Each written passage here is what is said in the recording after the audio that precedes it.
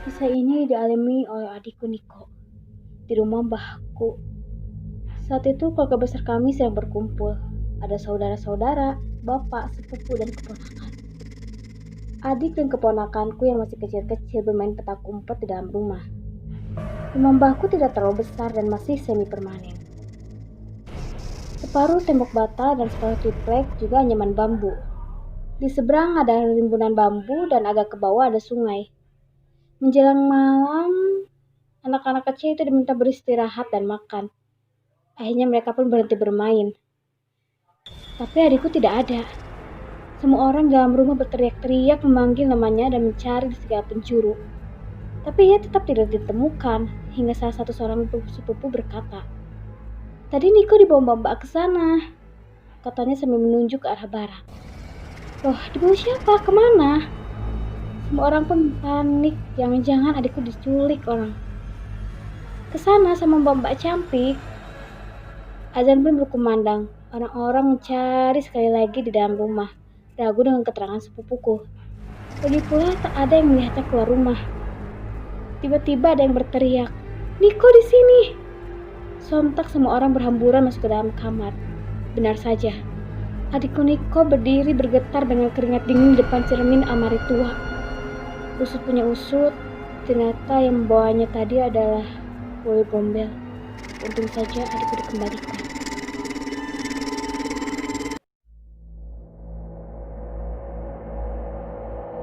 Pengalaman ini kudapatkan saat aku menjadi panitia dalam salah satu acara pramuka. Lokasinya ada di markas tentara. Seharian beraktivitas membuatku sangat kelelahan. Maka malam hari setelah acara itu usai, aku bersama seorang teman langsung menuju sebuah ruangan di mana terdapat banyak kursi-kursi. Wah, bisa untuk istirahat nih, pikirku. Lampu sengaja kunyalakan karena ruangan yang luas itu agak mengerikan. Aku menatap 3 kursi untuk menjadikan ranjang tidurku. Begitu pula temanku, dalam sekejap kami pun langsung tertidur. Mungkin sekitar jam 11 malam aku terbangun dan agak terkejut karena lampu sudah dimatikan oleh entah siapa. Aku mungkin juga setengah sadar, lalu dengan lirih bertanya pada temanku, "Sekarang jam berapa? Kok sepi?" tanyaku. Tak ada jawaban dan hening. Mungkin dia tidur. Maka aku pun memutuskan untuk kembali tidur dalam kegelapan. Lalu aku terbangun untuk kedua kalinya. Entah jam berapa, suasana hening dan aku tak bisa kembali tidur. Aku memutuskan untuk duduk, tapi ternyata teman yang tadi tidur bersamaku sudah tidak ada. Kursinya tetaplah kosong. Aku duduk untuk memfokuskan penglihatanku dalam kegelapan. Ternyata aku tidak sendiri, aku tenang. Ada banyak orang dalam ruangan itu. Aku melihat bayangan siluet, ada yang berlalu lalang, ada yang duduk seperti orang merenung. Tapi postur mereka seperti para tentara. Apa ruangan ini sedang dipakai? Tapi kenapa hening sekali? Tak ada suara apapun kecuali nafasku sendiri. Lalu aku tersadar, ruangan ini adalah ruangan dikhususkan untuk kegiatan pramuka. Jadi harusnya tidak dipakai untuk aktivitas para tentara. Maka aku pun terdiam membeku. Siapa mereka? Aku melihat salah satu siluet yang merenung di dekat jendela. Jelas sekali itu adalah sosok laki-laki. Aku terus melihatnya hingga akhirnya matahari mulai terbit dan semua sosok hitam dalam ruangan itu menghilang. Beberapa tahun lalu ketika aku masih kos, aku mengalami beberapa kejadian aneh. Suatu siang aku tidur di dalam kamarku dengan pintu yang terbuka. Jadi dalam posisi tidur aku masih bisa melihat ke arah luar. Kos yang kutempati merupakan kos tipe rumahan. Jadi di bagian depan kamarku masih ada ruang tamu dan tempat parkir. Saat itu aku sepenuhnya sadar bahwa aku sedang sendirian karena teman-teman kos belum pulang.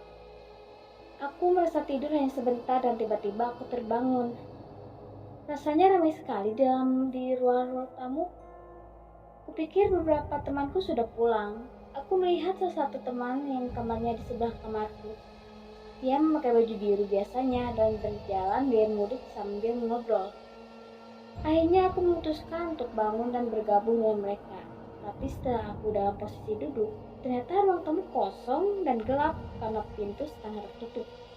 Aku heran, tapi aku masih bisa mendengar suara dari luar. Aku pun berjalan keluar dan kudapati teman-teman sedang ngobrol di teras. Otomatis aku bertanya, "Loh, kok udah ganti baju?" Tanyaku pada teman yang tadi berbaju biru. "Lah, aku kan baru pulang, belum sempat ganti baju. Dari tadi juga pakai baju ini." "Lah, aku kan baru pulang." Baru pulang?" Aku menjawab gitu. "Iya." "Nah, terus tadi siapa?" Gitu. "Tadi kamu yang main gitar ya?" Tanya temanku padaku. "Enggak kok, aku baru bangun tidur," jawabku. Mereka sentoy. "Tadi ada yang main gitar," tanya yang lain lagi. "Kapan? Aku kan nggak bisa main gitar. Dan kalau kalian baru kembali, berarti kan aku sendirian di kos."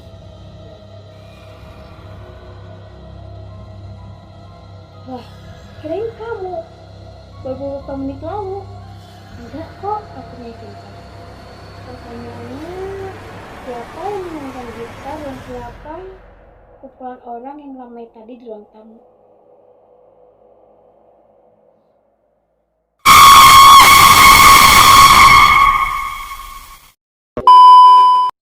Terima kasih sudah menonton channel ini. Jangan lupa komen, subscribe-nya juga ya. Jangan lupa like dan bunyikan notifikasinya. See you guys. Jangan di skip dulu ya. Buat kalian yang pengen share cerita kalian, pengalaman-pengalaman kalian, kisah-kisah kalian, kalian boleh komen di bawah, oke? Atau enggak langsung ke Instagram aku @sarah_snaulia. Ditunggu ya guys. Bye bye.